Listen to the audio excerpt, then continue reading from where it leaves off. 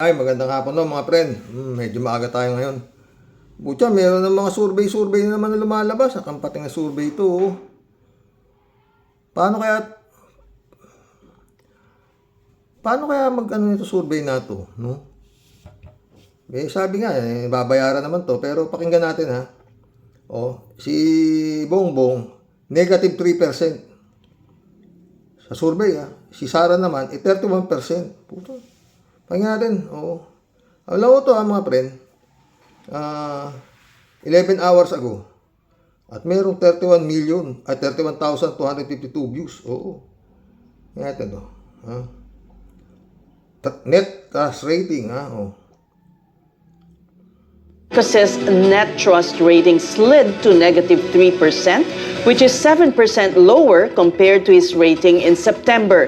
Meanwhile, Duterte's net trust rating is at 31%, or 6% higher than her previous numbers. Breaking down Marcos's scores, 38% of the respondents said they... Akalain mo, tumataas pa yung trust rating ni Sara. Ano ba yan? Nakakatawa ba o nakakainis, no? Pakinggan natin. Alam nyo ha, sa sinasabi ito si Tikia, Malutikia ba to? Oh. Papailan din daw ng impeachment ito si Bongbong eh. Oo. Ha? Namaya nagbigay tayo reaction dito. Trust the president, while 41% answered in the negative. Ayan oh. Much trust, 38%. Little trust, 41%. Kay Bongbong ho to ha.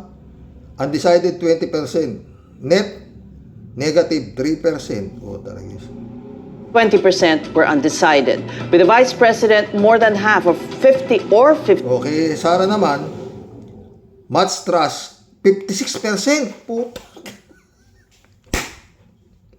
Little trust, 26%. Undecided, 17%. Net, 31%. Puta. Si Sara Duterte na magiging presidente, mga friend, kung ganito. Ha? Puta na. Akalain mo, inamin niya na siya magiging presidente ng impyerno, lahat na kahayupan. Ganito pa rin. SWS survey daw yato ito. Napatay tayo dyan. Tuloy. 58% of the respondents had expressed a high level of trust. 26% said they had little trust, while 17% are undecided. The survey was commissioned by Strat-based consultancy and was conducted... Strat-based consultancy. Paano kaya magtayo nito survey peer na to? No? Sa Kalye survey naman, iba naman. Yung mga nagsusurvey sa Arsada, halos isusuka na to si Sara Duterte. Pero dahil, Diyos ko, ano? Yung ba naman survey pa, hindi makana? Yung eleksyon, nakakana. Ito pa survey. Dahil anak ng puti. Sa totoo lang mga boss. Magpa-survey na kayo ngayon. Sino ang gusto nyo maging Pangulo sa 2028? Sara Duterte o Leni Robredo? Tignan nyo, tambak si Leni Robredo. Hindi na iya ito mga putang na nagsusurvey na ito. Tuloy. Between November 24 and 30 among 1,200 adult Filipinos. The poll has an error margin of plus or minus 3. Mamaya mga friend. Ang guess niya si Tikia. Tignan mo kung ano sasabihin ni Tikia. For national percentages and plus or minus 6% for each area group. Now let's discuss this and more with political strategist Malu Tequia. She's also found... Political strategist pala to. One News ito, One News Political strategist Malu Tequia. Tuloy. Tequia on PBBM dipping rating as erosion of public trust. Founder and chair of Publicus Asia Incorporated. Welcome back. Publicus Asia Incorporated naman to. Paano kaya magtayo nito? Puta, may pera siguro dito sa survey. Ang hirang survey yan. Hindi ako. Back to the big story, Malu, and Merry Christmas to you. Good evening, Ses. Merry Christmas. Good evening, Pauline. Merry Christmas. You guys are still working, huh? We all are. Yeah, so are you, right? Well, let's see. Well, you also have a survey which kind of shows the same results as the SWS. That's right, Says. The trend, although the numbers, the absolute numbers are different, but the trend is the same. All right. So, with the resignation of one more member of the ICI, what do we expect? The ratings would further. Meron pa bang ibababa ang rating ni BBM? Meron pa. Well, sa tingin ko, Meron pa, oh. Tapos sabi niya, meron pa, di ba? May bababa pa yan. Gawin nyo ng negative 3 eh. Ano pa pa? Gawin nyo ng zerohin nyo na yung rating yan. Wala talaga titiwala dyan. Oo, pero, pag nagrarally naman tong mga na pababayin si Bongbong, yung Bongbong resign, wala namang, hindi naman nagtatagumpay. Di ba? Isang kanya klaseng rating, dapat nagtagumpay na yung mga rally-rally na yan, di ba? At naiupo na sana si Sayad. Oh, bago siya maging presidente ng impyerno, presidente ulit siya magiging presidente siya ng Pilipinas, di ba? Puro kayo rating eh, hindi niyo mapababa. Wala naman yung rally niyo, may maisog, may kung ano-anong lasog-lasog, o di ba?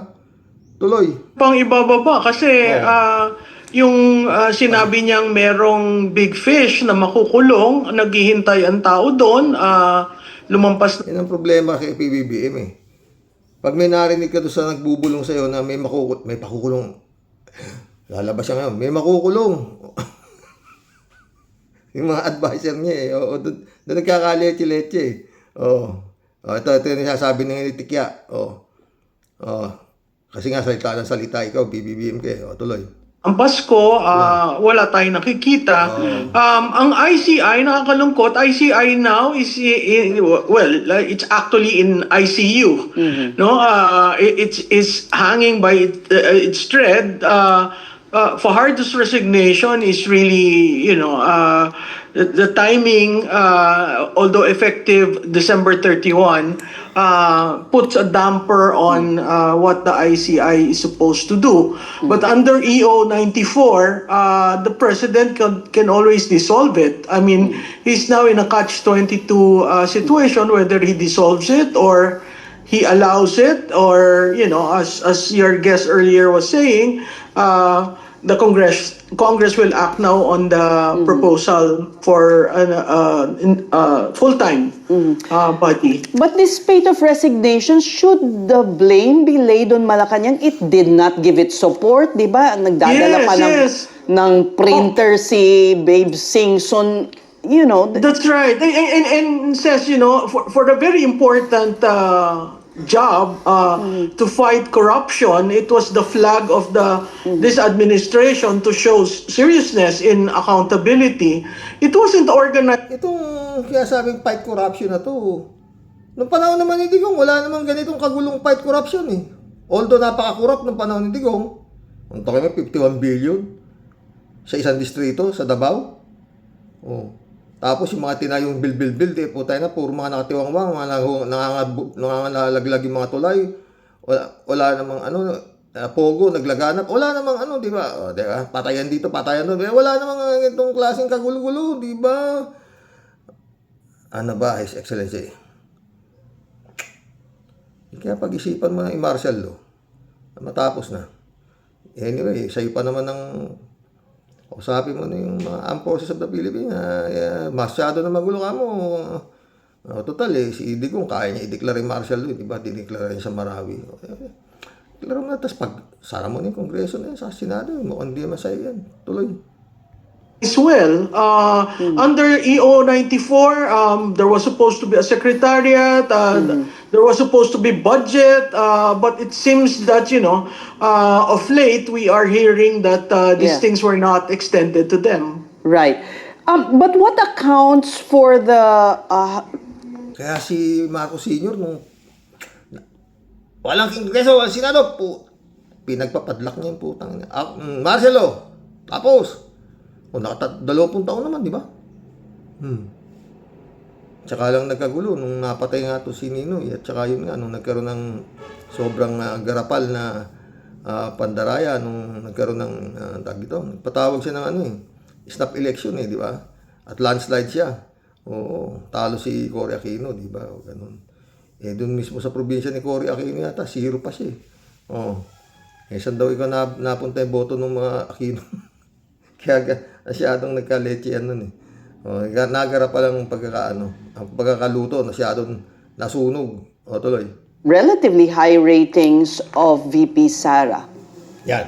Well, one is I think the public is reading it in terms of she is not part of the flood control mess. That's one. Secondly, when it comes to the intelligence and She is not part of the flood control mess. Ang daming lumalabas na mga niyan. Siguro napapanood nyo naman. Grabe. Ang niyan, ang nilapastangan din pera niyan. Siya pa yung mayor pa lang At ganun din yung kapatid niya, ganun din yung ama niya. O, diba? Ewan ko dito kay Tikia kung ano sinasabi nito and confidential funds, she does not have that. And third, I think when Congressman Leviste clearly said, I think in one of your shows, that the Vice President doesn't have any project under the proponent or whatever list that DPWH has, that sounded like the people saying, we trust this leader better than the incumbent president. No, let's go back. Puto na leche na. The people daw saying, we trust this leader than the incumbent. Puta, sabihin mo na lang. Ay, nako, Tikia. Ba't hindi nga magtagumpay-tagumpay? Yung mga maisog ninyo, mga PBBM resign nyo, wala naman nangyayari. Kung talagang trusted na nga yan si Dan na PBBM. O, di ba? Tayo talaga itong dapat itong mga survey na to. Wala to. What did you say about the confidential funds? The confidential fund the Vice President doesn't have any allocation for the confidential fund. It stopped in 2024. But there's still questions over. Yes, there are still questions, and the COA has already released their final decision on that. And if the Vice President is to answer that, probably that would be in the impeachment court if there is an impeachment case filed against her. Your survey goes beyond. If there is an impeachment case filed against her, matagal nang napailan yan. Impeach na nga ng Kongreso yan, di ba? Hinarang lang sa Senado.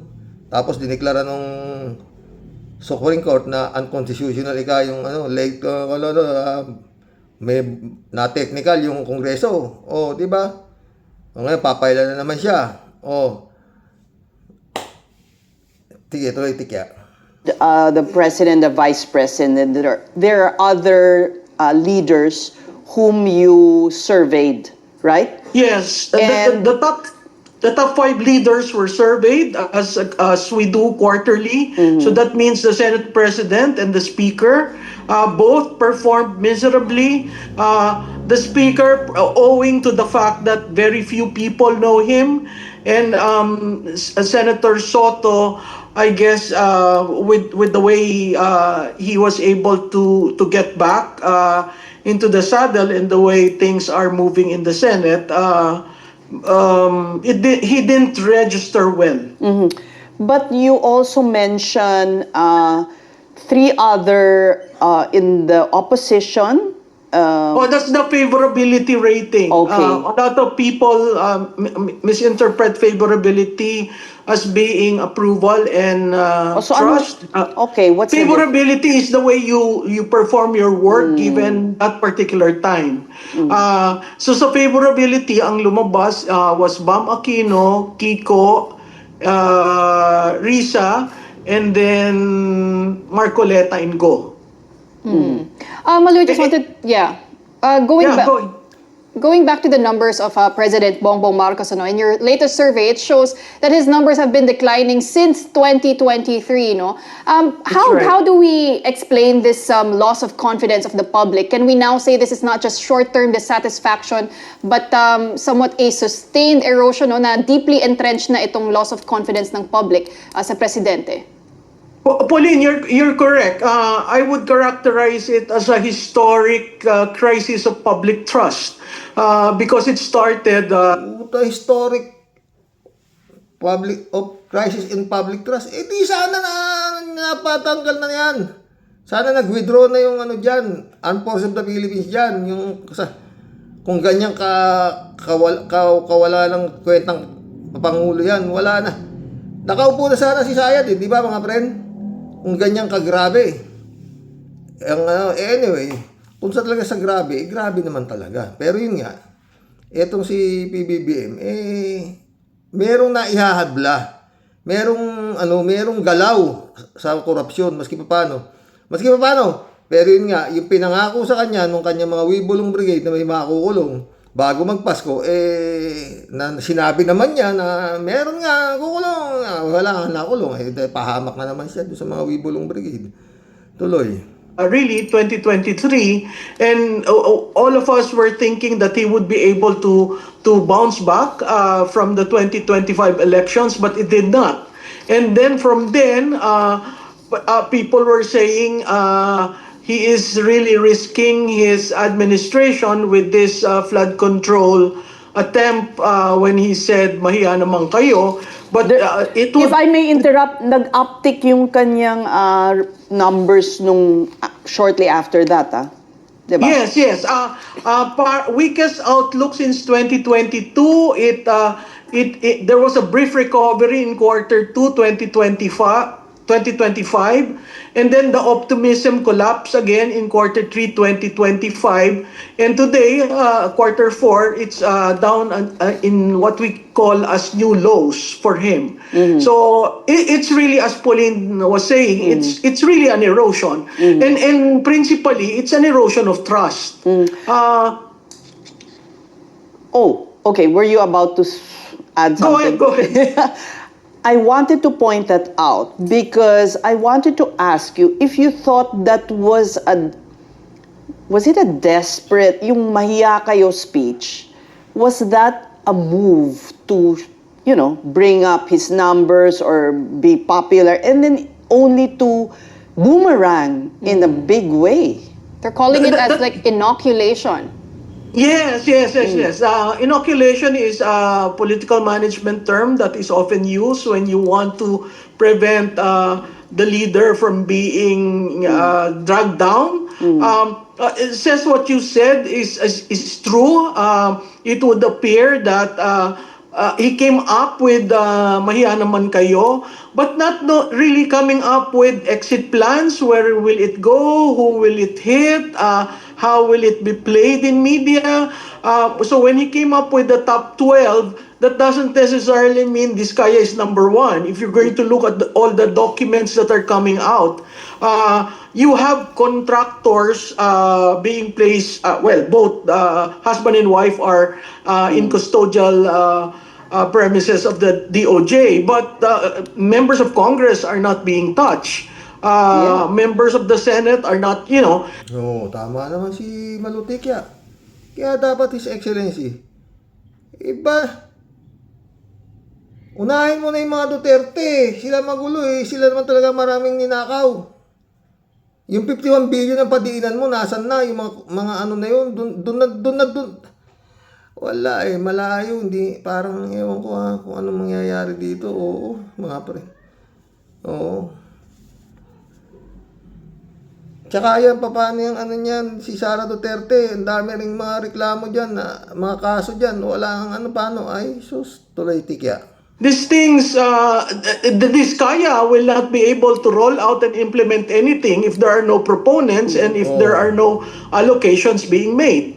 So, talagang it Tama naman si Tikya doon. Kailangan makapag-nakaw yan sila Diskaya na yan kung walang proponent, di ba? Oo. Yung proponent ang dapat aasa na, nakulong na itong mga yung mga opisyalis na wala puro ako wala ganun ba kadali kasi di ba remember sa Senado o sa Kongreso o whatsoever sa mga politiko maski magnakaw ka diyan ang tawag sa iyo honorable tuloy. it boomerang on him and it boomerang on the administration because the administration now has a negative when I say the administration, the cabinet has a disapproval rating of 51%. So Ito. Mantalang ng panahon ni Digong. Pucha, walang ganyang baksak-baksak na mga, puro mga 90%, 80%. Ang tataas ang mga rating ni Digong noon. Maski marami ng pinatay, marami ng ninakaw. Maski na meron siyang spiritual advisor na baliw, meron siyang economic advisor na drug lord. Mataas ang di ba? Ay, nako. Survey. that is telling for the whole, the president and the cabinet. Do you think President BBM as a political advisor? O Yan ang mabigat na tanong, political advisor. Wala na, di ba? Nag-resign na si Bersamin. May mga advisor niya yan eh. Ngayon, ito si Recto naman ang pumalit kay Bersamin. Ano na lang.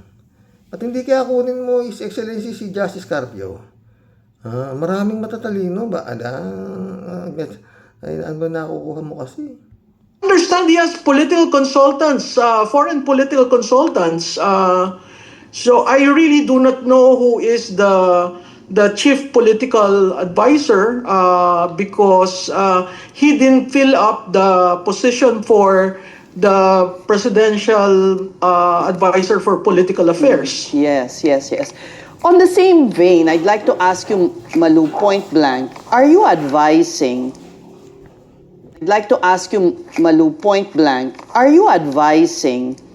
the Vice President? What is your role in the Duterte camp, if there is one? None. I'm Alam nyo, ang Duterte, hindi kailangan ng advisor niyan. Dahil alam niya, sila lang matalino, magagaling sila masyado. Di ba si Digong? Wala advisor si Digong. Si Sayad pa, kailangan niya advisor. Maski hindi mo na pwede advisor niyan, di ba? Kung ano lang sabihin niya, pinagbumumura presidente, sino mag-a-advise? May nag-a-advise ba din, magmura ka na magmura? Walang ganung advisor, di ba? Nung tatay niya siguro advisor niya, di ba? when you say role, I don't have any contractual. I don't have a contract with the vice president.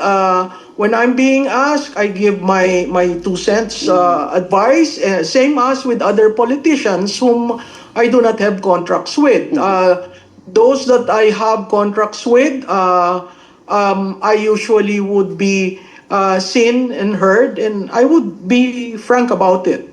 So, sino ang political advisor ni Vice President Duterte? Wala. Yun rin ang mahirap kasi wala siyang political affairs officer. So when I guess members of media, when you want to ask her something, she takes it personally. There's nobody who responds in terms of political, but in terms of governance, of course, you have their attorney Laika and Lopez, and of course, the official spokesman, attorney Ruth Castello.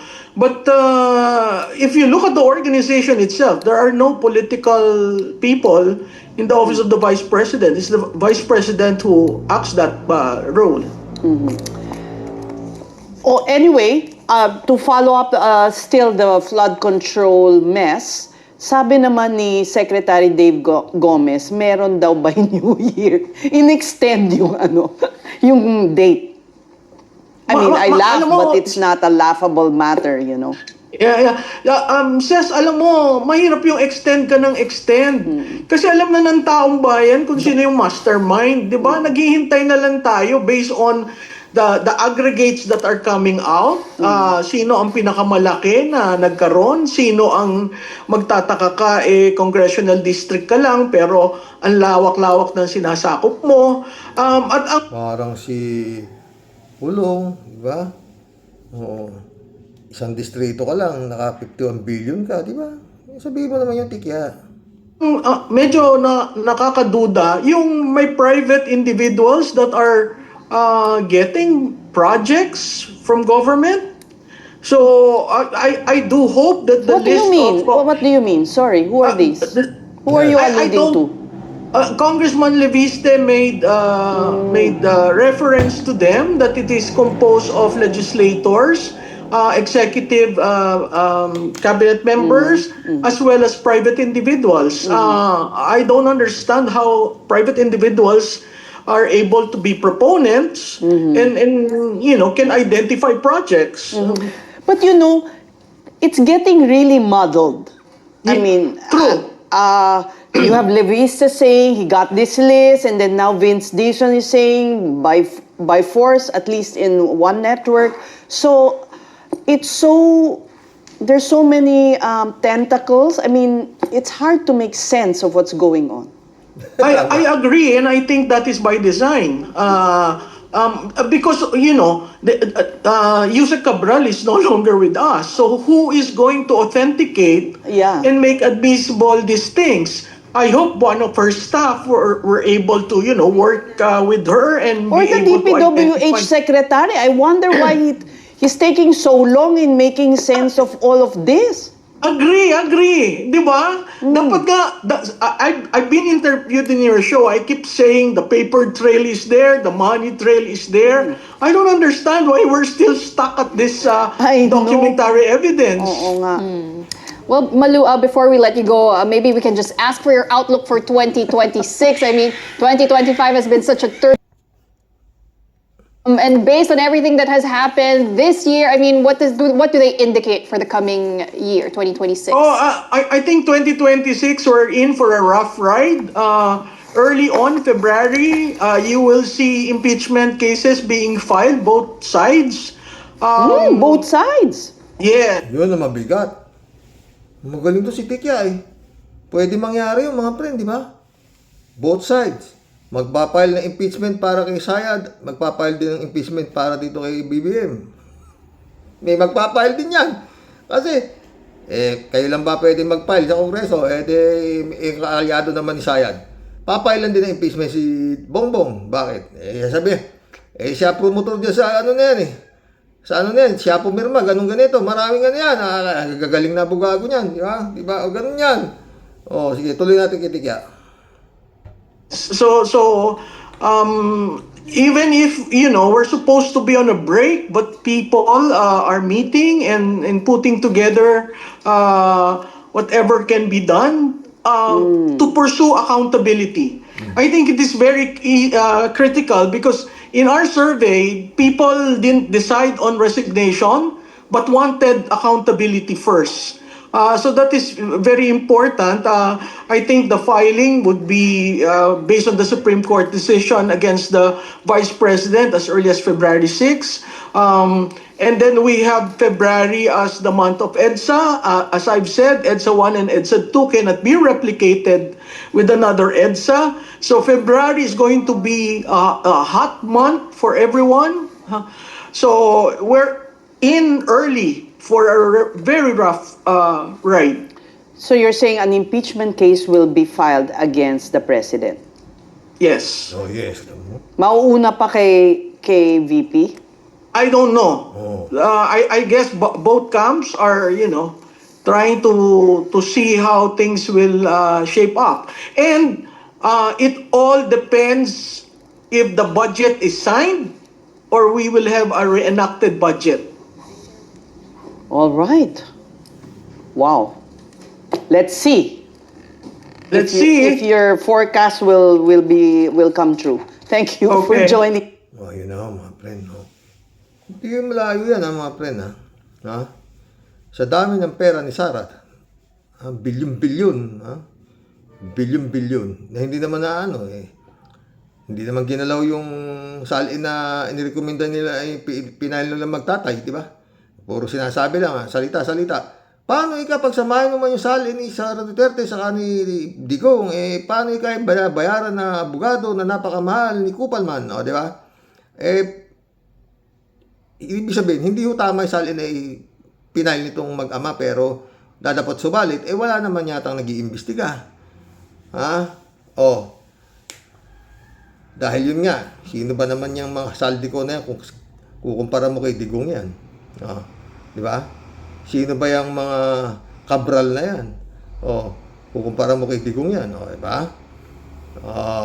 Yun lang yung mga friend. Anyway, pag natuloy ang sinasabi ni Tikya na mapapailan ng impeachment case, si PBBM, sus Maria Josep, eto naman ang forecast ko dyan. Ha? Hindi na tayo nagtatry-tryuhan. Ha?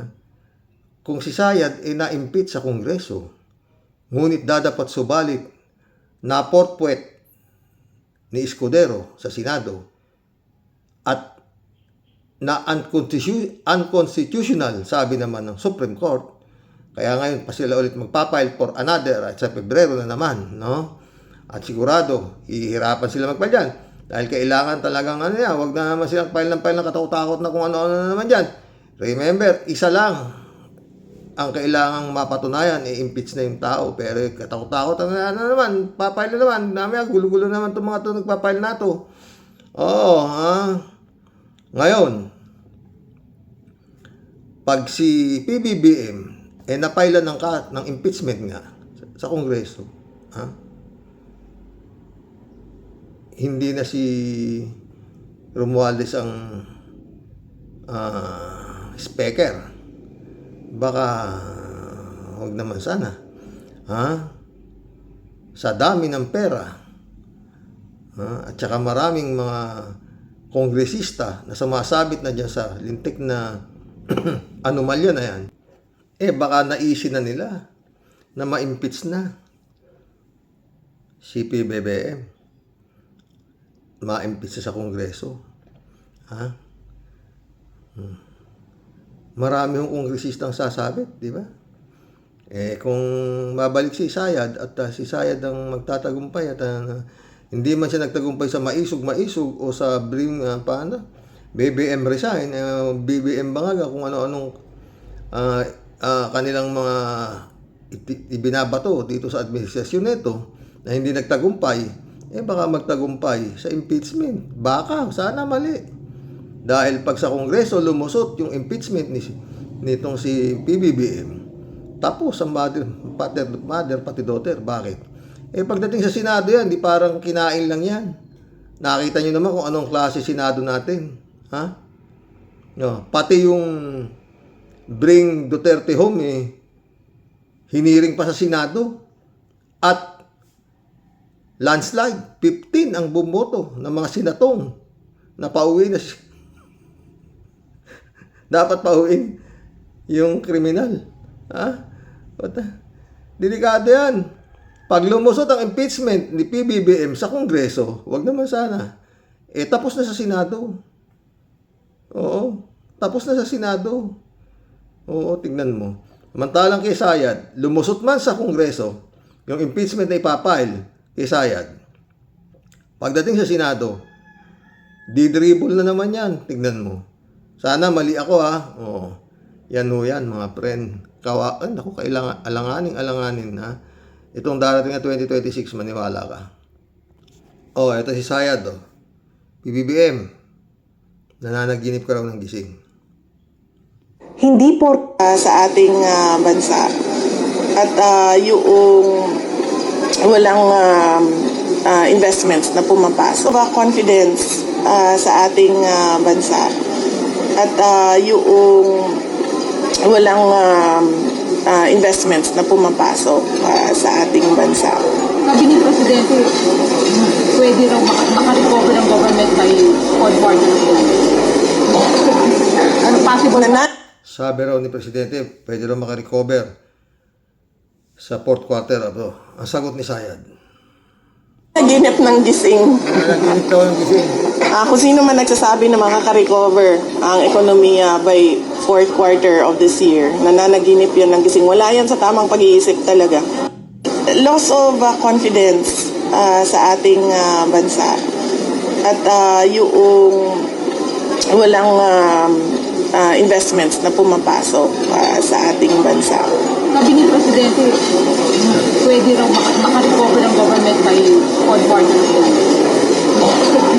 Ano possible na? Nananaginip ng gising. Kung sino man nagsasabi na makaka-recover ang ekonomiya by fourth quarter of this year, nananaginip yan ng gising. Wala yan sa tamang pag-iisip talaga. Loss of confidence. Okay, tamo? Siya lang ang tama ang pag-iisip niya eh.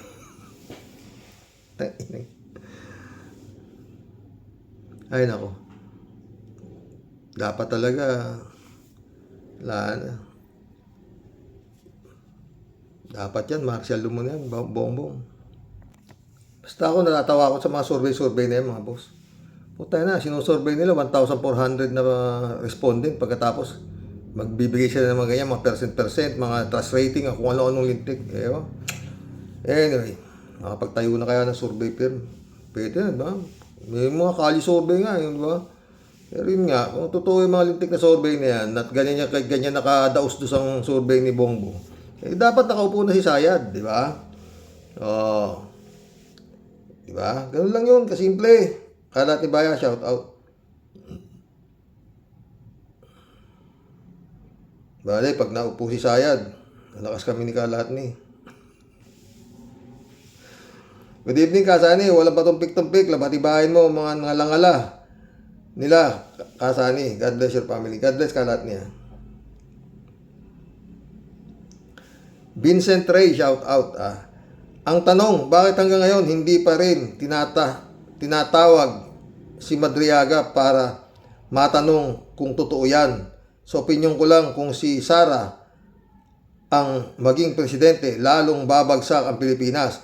Kasi wala akong nakitang potensyal sa kanya bilang presidente at lalong gugulo ang bansa natin. Tama ka dyan, Vincent Ray. Sumagot si 3JCO po. Sa akin palagay, kailangang maging napakaingat ng gobyerno sa pag-iimbestiga sa issue na ito kasi nga, ang kalaban ay masyadong malakas. Strategic ang kailangan para walang kawala. Nang kawala, kaso nga bago nakawala na eh. Wala na nga si Atong Ang.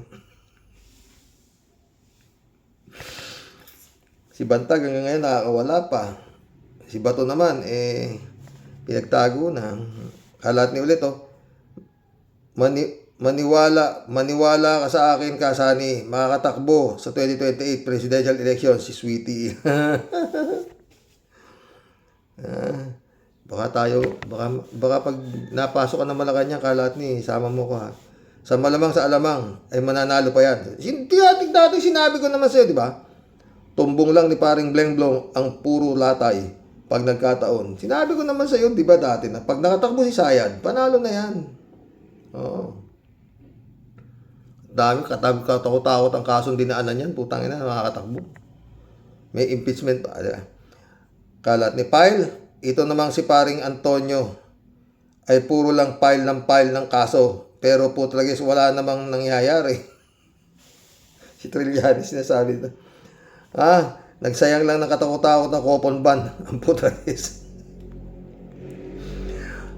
Kawa naman, Kalat ni. Hindi nyo kaya si Sweetie at ang kanyang mga alipores.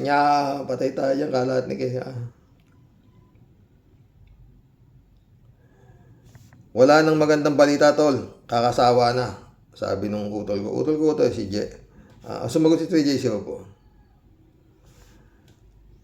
Alam, sinasadya yan ng ganyan ng mga balita para wapakels na ang taong bayan. Kasi ganito mag-isip ang mga botante. Sige na nga, iboto na si Sara. Total, wala rin naman. Sige na nga, iboto na natin Sara. Total, kung si ganito, si ganire, ang iboboto natin, ganun din naman ang korap din naman eh. Si Sara na lang, total, mabait siya, Yan ang strategy nila. Uyamin tayo para di na tayo mag-isip ng tama and to vote blindly. Totoo yan, 3J Shop ka. Friend Shermin Sapeda, shout out. Christian Sen, July 7 Alcantara. Analisa Polinar, shout out sa inyo mga friend ha. Sabi ni Tia Delio. Yun na nga po, Sir Rox. Tayo dyan. Pisa pa lang, tawa. Alam ko pong sa kabila ng ubod ng lulupit na ganap, kahit po sa minuto lang, nawawala po ng konti ang konsumisyon mo sa mga pesting yawa. Kasi nakikita ko pong habang binabasa mo yung aking mga talata, napapaangat ka po sa upuan sa katatawa. pampaalis umay lang po yan, Sir Rox, ng sakit ng ulo. Kasi di ko po talaga kakayanin ng losartan pag inabot ka po ng high blood dahil sa yamot at konsumisyon. Kaya ang gamot nga po daanin na lang po natin sa tawa. Kasi gustuhin man po nating silang igapos at hambalusin, Sir Rox.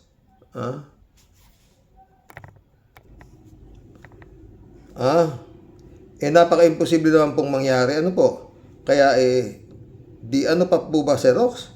Para medyo humaba-haba pa po ang ating buhay, wag na po tayong magpatalo sa galit at konsumisyon sa mga pinutukan po ng lintik na yan. Lalo-lalo na po dito sa aming Mr. Pogi ng Cavite. Tawa ka ng tawa, Tia Delique. Sa totoo lang po, Sir Rox, yung pasensya ko po, kalahating guhit na lang po ang natitira. Ay, kumot talaga. Saan na tayo? Nawala. Di lang po buwisit at yamot, Sir Rox. Sobra na pong suklam sa pinaggagawa nitong aking mga bro. Mantakin mo naman po, Sir Rox. Pinapaasa po nila at pinagmumukha po nilang tanga ang taong bayan. Pati naman po itong si Muning Kuting. Kung todo pa, preskon pa. May magpapako daw na mapapako sa kulungan. Yung pala kuda at drawing lang din. Paano ka naman po mauuta po, Sir Rox? Ang team po nila team fake news. At team bisaklat po Nako mano nga kayong mga pinutuan kayo ng lintik magsitino. Puro pagkakalat. Ano tayo dyan, Puro pagkakalat ng etchas ang napapala ng taong bayan sa inyo, mga sir. Itong amin si Don Facundo di Pataranta. Kung magsalita, palagi akala mo totoong-totoo. Sa 10 salita, Sir Rox, 11 mali. Walang tama, puro sablay. Naku po, loling.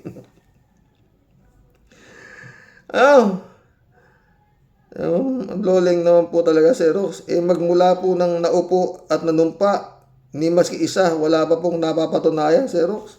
Paniwala pa naman sa kanya at bilib na bilib sa kanyang interview. Kala po talaga namin, Sir Rox, dumating na talaga si Superman. They both make history in our country, Sir Rox. Parang si Batman at Robin, magkapatid, partner in crimes. Wala nga sila pong power kasi puro po sila bisaklat at puro po fake news lang po ang inaabot po natin hanggang ngayon, Sir Rox. Ang malupit po, pati itong si Muning, sumobrang bilib at tiwala.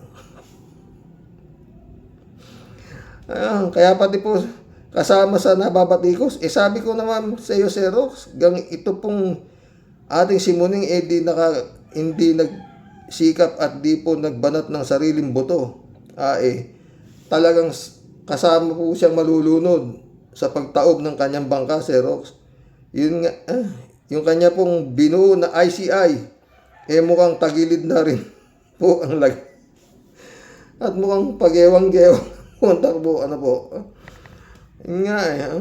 Ay nako, Sir Muning. Your days are numbered and almost close to the end. Kapag ikaw po patuloy na naging lampasot, di ko po alam, Sir Muning, kung ilang pagrurosaryo ang pagdadaanan mo para mo maiahon mo ang sarili mo kapag ikaw po tuluyang nahulog sa bitag na kumunoy. Kilos-kilos po dapat ng matindi at malupit bago pa po mahuli ang lahat. Ano po? Payo ko lang sa iyo, Sir Muning. Ito na naman, payo Tia Deli. Maging makisig ka po, dapat. Huwag pong laging nakadepende ka sa mga na-appoint mo. Dahil kapag ikaw po hindi nag-ingat, Sir Muning, talaga pong kalabasa ang iyong aanihin sa ending ng iyong term. At kapag ikaw po napalitan ng halimaw ng halimaw sa banga, Sir Muning, Kumaripas ka na po ng takbo at talagang atat na pong makapaghiganti ang bakulaw na pinakabakulaw. Pagbutihin mo na po sana ang trabaho mo dahil sobra kang napapaligiran ng mga halimaw na handa kang lunukin ng buo kapag po sila nakalusot. Doon naman po sa ating mga bro, Mr. Blackjack at John Lloyd ng Cavite Chapter. Palay tayo dyan. Sana po ibahin nyo po ang style ni nating bulok resibo at hindi po kuda. Bawas-bawasan po natin ng konti yung ating sobrang pagiging pabida at kung mag-announce po kayo, siguraduhin niyo lang po kung anong year po ang aming hihintayin para po malinaw. Malinaw lang po nakakasawa na pong mapasama sa batikos at pangungutya mga bro. Pag ayusin po natin, sana ilang araw na lang po, 2026 ba? Sa palagay nyo, oo. Kaya early 2028 bago mag-eleksyon, meron na kayong maipapakulong. Naku bilis-bilisan nyo naman mga sir, dahil iba po talaga ang naamoy ko dahil sa sobrang kupad at bagal nyo. Baka sa bandang huli, mabaligtad ang mundo. Yan na si Maritica. Kaya ang nasa loob, kayo ang nasa loob, sila ang nasa labas. Nako, patay kang bata ka. Sinabi mo pati, Adeli ka. Mary Lebron, shout out. Good evening, Xerox. No escaping answer niya. Shirley J. Sir, shout out ha. Kung hindi naman talaga may sapak, Karox, BP na Pilipinas, nadalaw sa mga pinakadelikadong tao, mamamatay tao, delikado pag naging presidente itong tao na to. Pakawalan lahat ng pugante. Hay nako, mapunta na talaga sa impyerno ang Pilipinas. Oh Lord, bakit nangyari ito sa Pilipinas? Yan ang tanong na napakahirap sagutin. Shirley J. Sir ka. Shirley ito. Diyos mio, 200 pesos? Anong mabibili niyan? Hindi man lang ginawang 500 pesos. Kawawang daibuhin nyo. Pinaglululo ko lang ng mga Duterte. Taon-taon yan, Shirley. Oo, at least nakakahipo sila ng libreng bigas at canned goods. Tsaka meron pa silang 200. Doon sila natutulog. Doon na sa, na yun. Kasi alas 5 ng umaga, nagsimula raw umandar ang pila. Doon na sila sumalubong sa panganakan ng Panginoong Jesus. Michelle Edwin, Mike, shout out my friend. Merry Christmas. Blessed Librado Dubigo, blessed morning, Karox, and to all warriors watching from Edmonton, Alberta, Canada. God bless po, stay safe and healthy. Talagang malaking sayad nitong lintik na babaeng ito. PI ka, tama ka naman ng kidlat. Sino? Si Fiona. Rodelia Alpilor, shout out. Alana, Xerox, talagang mga walang hiya talaga, mga alipores na didishit. Nakakadismaya na si BBM. Bakit dahil ba may tinatago din siya?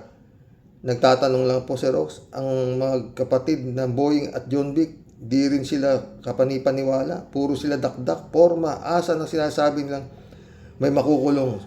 Ay, PBBM, asa na at bakit mukhang ginagago ka ng magkapatid? Si John Vic, sisira sa'yo, PBBM. Lord, kayo na po bahala sa aming inang bayan. Salamat po, Xerox. Ingat. God bless your family. God bless, Rodelia. Pastor Jun Lagon, shout out my friend. John Di Mama, my friend, belated happy birthday 3J Show po. Xerox, habang may buhay, may pag-asa. Ito naman. Hindi tayo dapat napanghihinaan ng loob dahil nasa atin ang katotohanan. Nasa panig ng katotohanan ng Panginoon Diyos. Ilang miracles na ba ang ginawa ni Lord para sa Pinas? Imagine mo na lang si Tebes napabalik sa Pinas. Hindi dahil sa mga taga-Timor-Leste, kundi ang Diyos ang kumilos para siya ay maibalik sa Pinas. Si Gongdi, si Kibs, nakakulong. Kahit pa mga bigating sindikato mga ito, hindi si BBM ang nagpakulong, kundi si Lord ang kumilos dahil sa sobrang pang-aapi sa mga maliliit na tao. The Lord is against those who mistreat the poor and the needy. Kaya Xerox, malaki ang pag-asa ng Pinas kung matuloy tayong mananalangin laban sa ikanga Talagang gano'n na lang gagawin natin. 3J Shopka ang manalangin na naway magtagumpay at mga matay na itong... Okay yung panalangin ni ano, si man? Yung nag-birthday. Oo, na sabi niya mamatay na sana lahat ang kurap mo. Nangangamatay na sila, di ba? Nakalimutan ko yung babae na yun eh. Nakalimutan ko. 3J Shopka. Si Rox, sabi ni Sarah, ayaw daw niyang batiin si BBM Merry Christmas. Ang tanong, gusto ba siyang batiin ni BBM ng maligayang Pasko? Yeah, parang tanga nga yan eh. Magaling nga siya sa Saywar, friend. BBM does not care if she greeted him or not. Nagpapapansin lang si Sarah. Strategy niya yan. Nag-iingay siya palagi para lagi siyang nasa news. Diba para sa eleksyon, may name recall pa rin siya. She knows she is not a popular as before. The survey ko no alam niyang fake yun. Kaya kailangan lagi siyang nasa balita. Good or bad is still publicity for her. Tama ka dyan, 3J Shopka. Ha? 3J Shop ulit. Alam mo, Sir Rox? Ha? May nag-comment kahapon dito sa vlog mo. Nasabi niya, parang gusto na niyang maniwala na bobo si BBM. Hindi siguro academically intelligent si BBM, but strategically intelligent. Hindi basta-basta sugod mga kapatid. Matagal, metikuloso, mabusisi, parang siguradong style ni BBM. Ganon.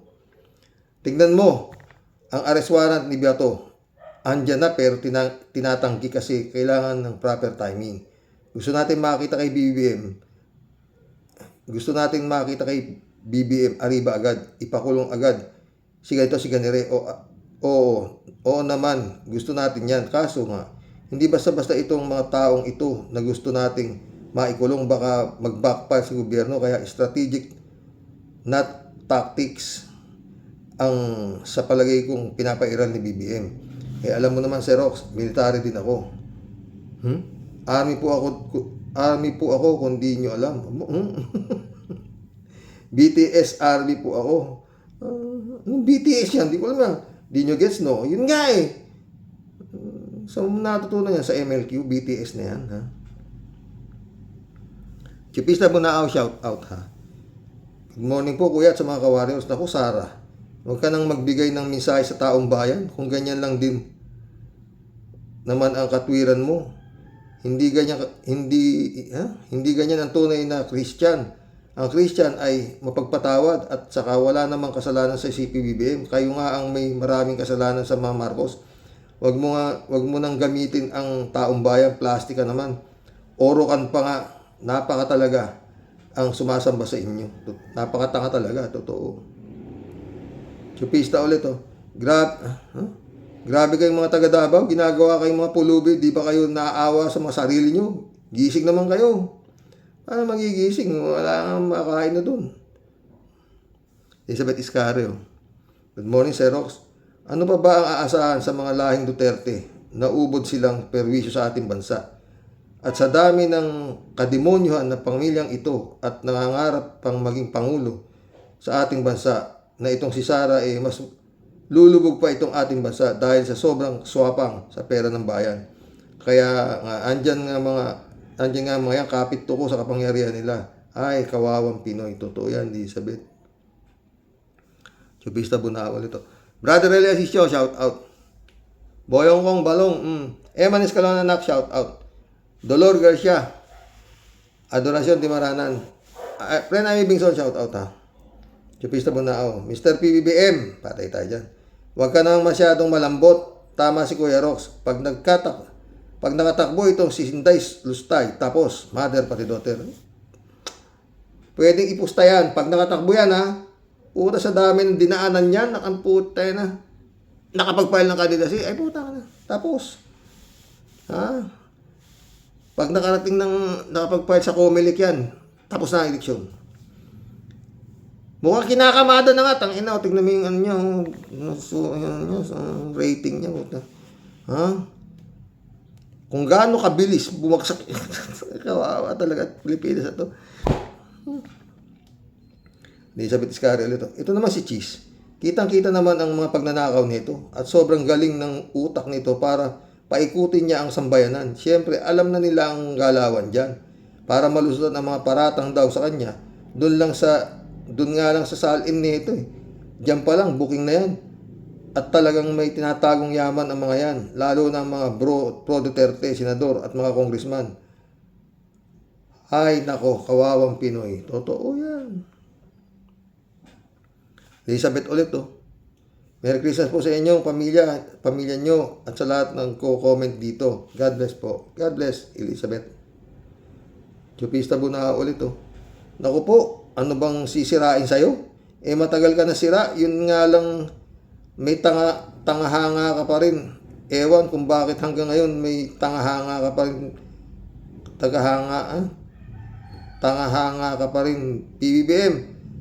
Sana sapian ka na naman ng kaluluwa ni Marcos Sr. para mapanagot mo naman ang mga walang niya sa Pilipinas.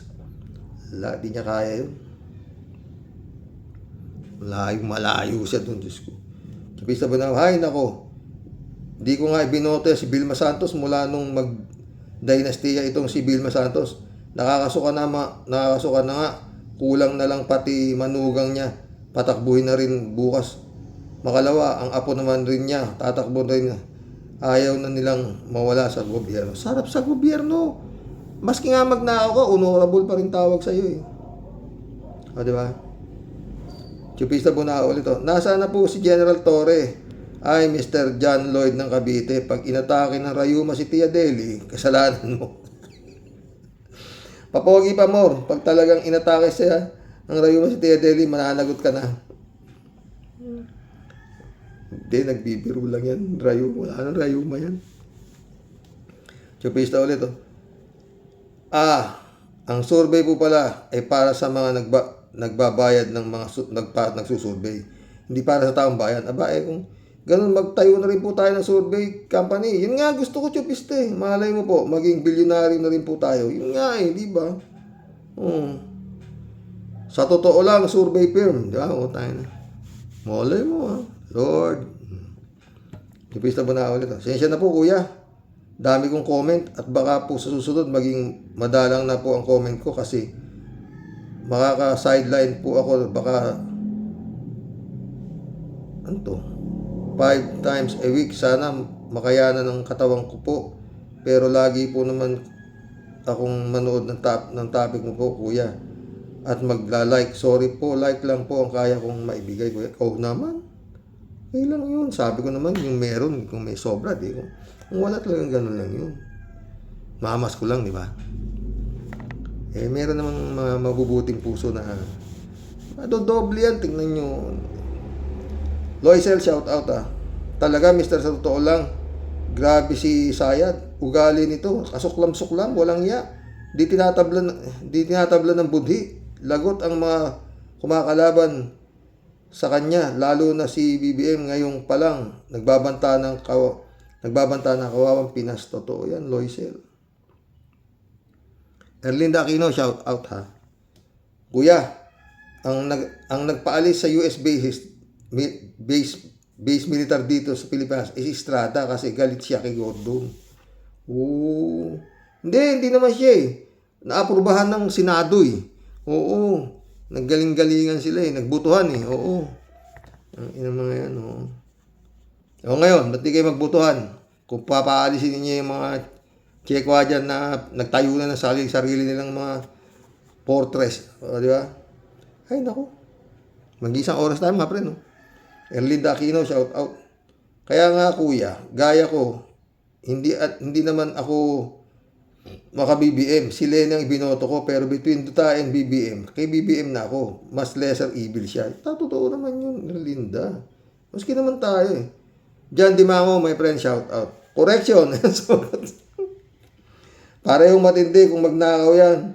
Yung isa, Duterte Garapal, at yung isang Marcos ay tahimik pero nasa loob ang kulo. Patay tayo dyan. Eh, nawala ako sa iyo dyan. Friend. Happy birthday ha. John Dimango, belated ha. John Dimango ulit oh. Friend, talagang dapat kang bitayin. Ha? Friend, talagang dapat kang bitayin ang mga Duterte. Sila ang nagpapagulos ng bansa at nasa likod ng mga China to stay in power. I would not be soft to the Marcos Romualdez. There equally guilty, being the whistleblower himself of this flood control anomalies. Do you think Bongbong Marcos has a clean hand? His infamous "mahiya naman kayo" speech during the SONA was truly absurd by the Filipino, especially his blind fanatics. Half of his term alone, almost 3 trillion, has added to national debt. Approximately 2 trillion of DPWH budget for flood control and infrastructure has soared in 3 years of his term, which is a brainchild to amass wealth illegally. Before his rise to power, Comelec Chair Garcia, and Digong Muñoz appointee, when Unitives was at its peak of a strong alliance, and Smartmatic, don't forget, Lam influence in that matter, had Bruce's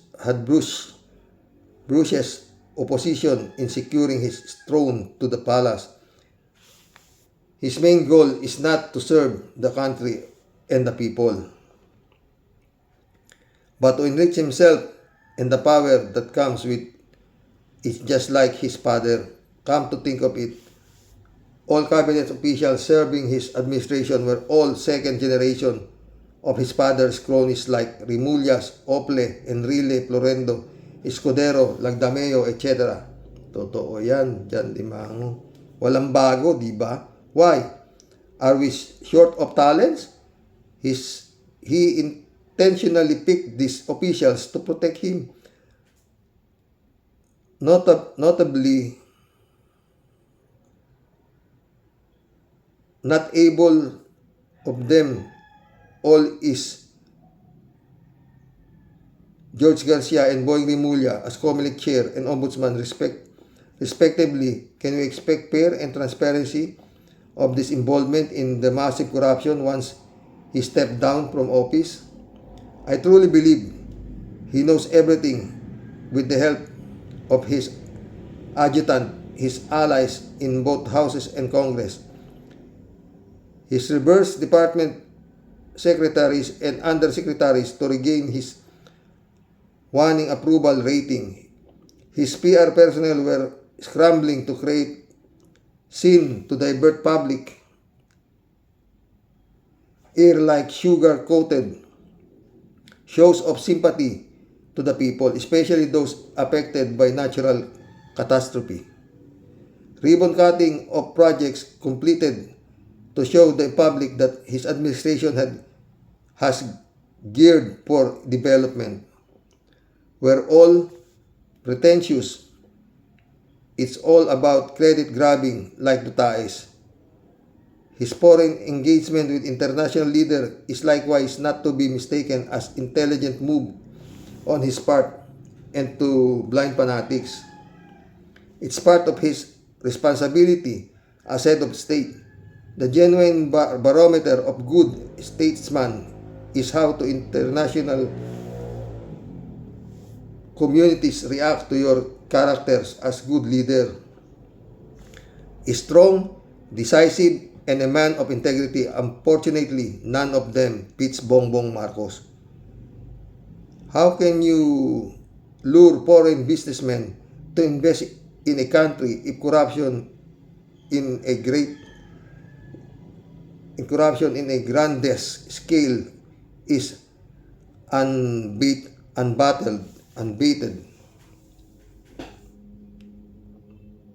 unabated? His eyes-catching pronouncement happen only when the issue are about to explode in his face. His pronouncement of 4 priority bills such as anti-political dynasty, Cadena Party List, Reform and Independent People Commission are just like smoke in the air that vanish quickly. This resonates his portrayals of being untrustworthy. To sum it all, the shenanigans of his administration is at par with the Tutaes. The only advantage of the latter is mocking God, immoral act, and his devilish treatment to the poor under the guise of illegal drugs cleansing. These guys. But the Tutaes themselves are illegal drug syndicate and protector of drug lords. Only one thing that Marcos and Duterte have in common: master of flip-flopping, cheating, stealing, and most of all, a gut-wrenching personality. Siya, dumugo ilong ko sa'yo, friend Jan Timango, ha. User, shout out. Dapat yung West Philippine Sea, paupahan na lang sa Amerika para ligtas mag-isda ang mga Pilipino. Diyan magtayo ng base militar ang Amerika. Tama!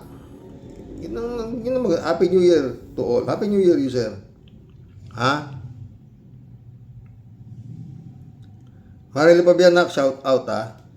Good nun po tayo sa mga ka-warriors. Mas mabuti po at makabubuti sa ating bansa. Huwag tayong sumuko sa laban kasi mamamayagpag ang mga kurap at yung nang aagaw ng bansa natin, hindi natin pababayaan. Hindi tayo pababayaan ng Panginoon namin. Tama. Magaling to si user, oh. Dapat ganun lang, PBBM. Paupa mo na sa Amerika yan. Yung West Philippines na yan. Para palayasin niya ang puta mga yan. Gago. Atin yan, di may karapatan kang ipaupa, di ba? Oo. Oo. O kaya gawin mo lang itong Pilipinas na Republic of the Philippines, Province of the United States of America. Po, tadi ganda. Kaysa naman doon sa iniisip nito si Digong na Republic of the Philippines, Province of China. O, di ba? Marilo pa yan. Huwag po nating isipin na siya, Sara, ang magiging next na mamumuno. In Jesus' name, Amen. Kasama natin si Lord sa pagpili ng magiging tama at nararapat na mamumuno sa bansa. Basta sinabi ko sa'yo na maluha, pag yan nakatakbo, tapos ang bansang Pilipinas. Bernadette Herrera, shout out. Wala pa rin asenso ang Davao, 200 pesos pinipilahan. Totoo yan, friend. Oy, mission accomplished mga boss. Ilang araw na lang, bagong taon na. Mas malalaho talaga. O, sarantya ko lang.